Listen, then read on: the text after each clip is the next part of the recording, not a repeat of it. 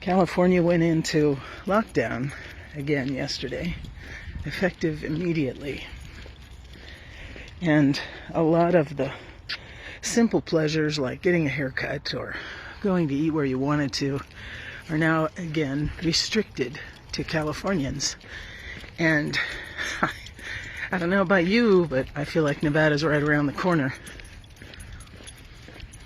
When things like this happen, the lockdown initially, isolation nationwide, and then the slow easing of restrictions, and then the plunging back into isolation, it can wreak havoc with our emotions, with our fears, with our ability to cope. We get distracted. It's hard to concentrate or pay attention. And I think it's important to remember that the thing here, the focus of the governors right now is all for one and one for all.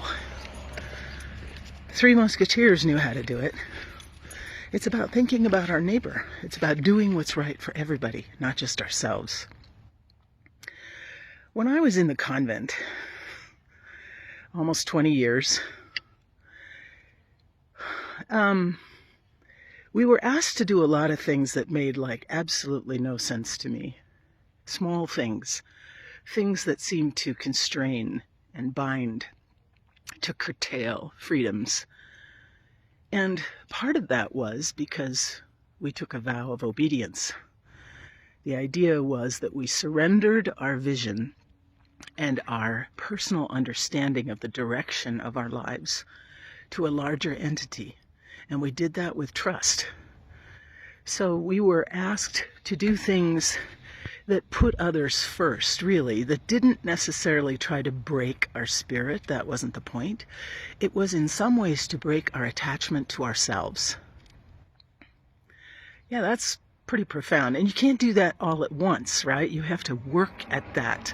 Because as you grow through your middle school and teen years, young adult years, it's all about identifying who you are, self-identifying, and building up the self. Allowing the self then to stand in opposition to other selves. And so you stand out, you learn how to identify, well, that's just my way of living. Well, in religious life, you surrender that ability. And the point of everything becomes, what is the good of the larger picture? Because now I don't live for myself, I live in community. I live among others who are trying to do their best and live their lives in the same way, under the same kinds of freedoms and circumstances and focus. So this is not by any means religious life, but it taught me something. And this, if we let it, will teach us something too. My way is not always the best way. My way is definitely not the only way. And right now, with the lack of a national plan, the governors are the ones that have been put in places of authority, and that's whose authority we follow. They lay in these restrictions for us out of fear for greater spread. And regardless of what your position about the virus is, right now you're asked to conform. You're asked to let go of what you want to do for the sake of others. As believers, that should be a no-brainer, because that's what we say we do.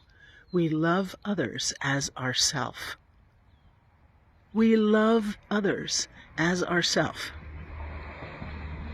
So, yes, we could be frustrated. And yes, we chafe at limitations. But this will pass. And the quicker we conform, the quicker it will pass. So prayers to you in California, and holding our breath here in Nevada and other places in this country. There's so much going on. Be kind to yourself. If you're finding it hard to concentrate, if you're feeling a wave of anxiety, do something soothing. Listen to some good music. Be consoling to yourself.